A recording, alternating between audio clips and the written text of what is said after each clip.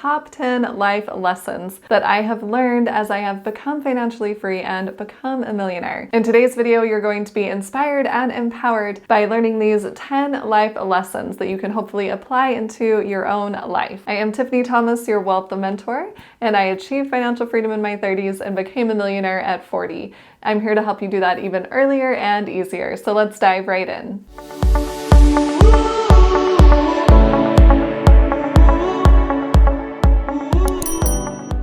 Alright, in today's video, I am sharing my valuable life lessons that I have learned. And make sure and stick around until the very end because I've saved the best for last. Alright, the very first lesson that I want to talk about is the lesson of resilience. There are definitely countless challenges out there, and life just isn't a smooth path all of the time.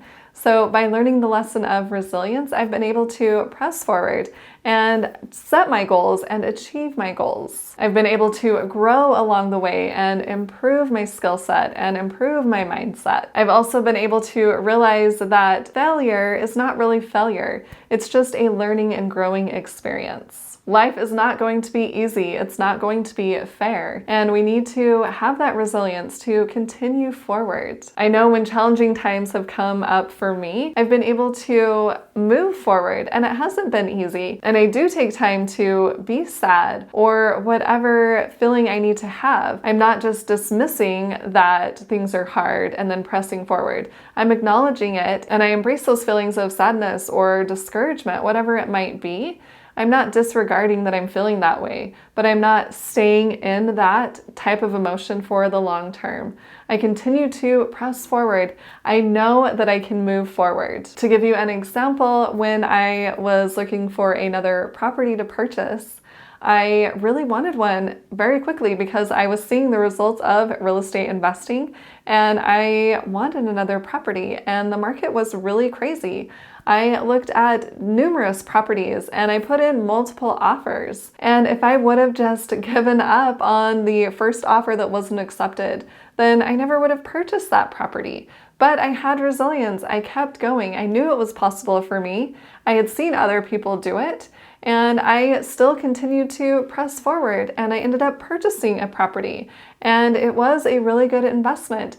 And honestly, for this property, I hesitated in purchasing it because it has an HOA, and the HOA does not allow for rentals, and I knew that I would want to rent it out later. But I still felt good about purchasing the property, so I ended up purchasing it, and I honestly tried getting on the HOA board, and I reached out to people to see if they would change the rules and regulations to allow for rentals, but they just weren't having it. And the thing is, I was able to sell that property just 5 years later for double what I paid for it, which is very amazing. And I'm not saying this happens every time, because it doesn't, but it just happened to work this way for me. And I think that's because I had resilience, right? I still purchased the property. I made a good effort in trying to change those regulations. I didn't just think, well, you know what? I'm not going to invest in any property right now if that's how it's going to be. I pressed forward and took the action. There will always be challenges that come along, and the way that we handle those challenges is going to shape the way that we are. And if we can remember that there are going to be challenges, then when those challenges do come, we can think, I knew this was coming, and we can be discouraged for however long we need to, but then we can get back up and say, all right, it's time for me to take the action and continue to move forward. And then the second lesson I have learned is the lesson of self-confidence.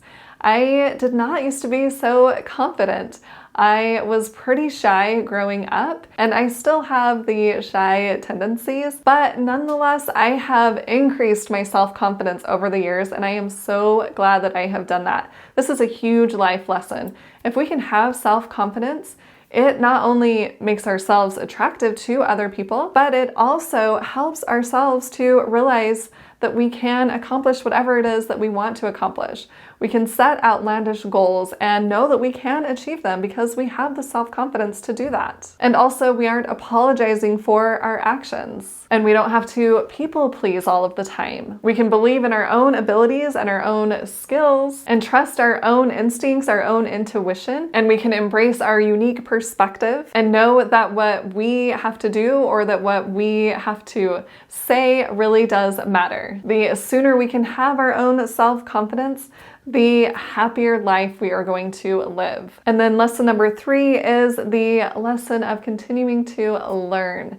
I have never stopped learning. Even though I have quit my job, I haven't just sat around and done nothing. I continue to learn and to grow. I have my own business. I continue to learn about business, about growing a business. I've also learned about YouTube, creating these YouTube videos. I just continue to learn and to grow. And by doing that, I know that I can learn something from any situation, and I can learn something from anyone. By having that type of mindset that I can learn all of the time, I'm able to continue to learn and improve my life and get better at different things or learn new skills. I'm not just staying stuck in one place. And then lesson number 4 is the lesson of long-term thinking. I talk about this in a lot of my videos because it is so important. If we can have that longer-term perspective, we are going to be so much better off because we're going to be able to make better investments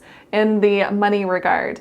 And we're going to be able to make better decisions overall with our life if we are focused on the long-term perspective. If we are so focused on the short term, what can I get right now? What can I get overnight? Then where will we be in 10 years? We're still going to be doing the same things, spending our money on the same items, spending our time on the same things. And it's really easy to get discouraged if we are just focusing on the short term because we can't see our improvements or we're not working towards something. But if we can have that long-term perspective, then we can realize, all right, if I just do one thing every day and I get a little bit better at doing that thing every single day, I'm going to be way better in 10 years. Or if I can invest a little bit of money today, it's going to turn into a lot of money in 10 years. And then thinking about, all right, do I want financial freedom in 10 years? Okay, what can I do now to help me get there? Instead of thinking, all right, where do I want to be next week? That's going to be very discouraging because it takes a while to make progress. And then lesson number 5 that I have learned is the lesson of being grateful. This is a big part of my life. I try to be so grateful for all the things that I do have, no matter how big or how small they are. I'm grateful for the home that I live in. I'm grateful that I can record these YouTube videos for people. I'm grateful that I can do my coaching and help people improve their finances. I'm grateful for the friendships I have, for my family, for my roommate, for the sunshine, the warm weather outside, for my car, for my Zumba class that I can teach Zumba. There are so many things. If we have an attitude of gratitude, we are going to be so much happier. We are going to see so many more opportunities out there, and we're going to be able to take advantage of those opportunities because we already have so many things to be grateful for. That why shouldn't we have more to be grateful for? If I was the opposite and just kept thinking I don't have anything to be grateful for and was just so negative, then I wouldn't be able to see the little blessings in my life and realize how blessed I truly am. And then lesson number 6 is the lesson of strategic planning. This kind of goes along with the long-term perspective, but we want to plan out what we want our lives to look like. What are those goals? And what are the steps we are going to take to get there? If we can plan this out strategically, then we're going to get there. If we want financial independence, then we need a plan in order to achieve financial independence. And it's not that our plan is going to work out perfectly, but if we aren't planning, then we are planning to fail. We can create the plan and make adjustments along the way. That's what I have done with my life.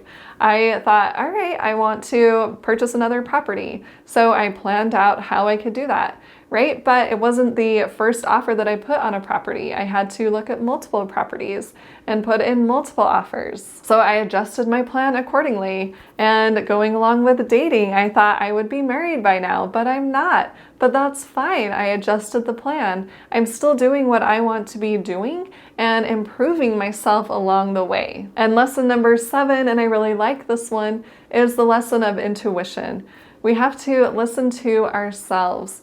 We can get advice from other people, but sometimes we just need to listen to ourselves. What would be best for us? And going along with intuition, I also am a spiritual person, so I also pray. I ask for help from Heavenly Father to know which direction to go in my life. or if I should invest in a certain rental property. For example, with all of the properties that I've purchased, I have prayed beforehand and I wanted to feel good about those properties. It wasn't that I was just sitting back and thinking, all right, properties, come to me. It was me taking the action and deciding, okay, I want this property, and then praying about it and feeling good about that decision and then moving forward. If we are just listening to everyone else and doing what they tell us to do, then we are losing that part of ourselves that helps us to create the trust in ourselves and listening to ourselves or listening to our Heavenly Father. So while we can run numbers on buying a real estate property and they can look really good, if we don't feel good about investing in that property, then we should definitely not invest in that property. We should trust that feeling that we are getting. And then lesson number 8 is persistence. We need to continue to persist, to move forward. We need to persevere through those challenges, through those hard times. Success rarely comes overnight, which is why persistence is such a key in helping us achieve our goals and becoming a better person. If we never give up, then we never fail. So continue to move forward, even though you may feel like you don't have the strength to do that.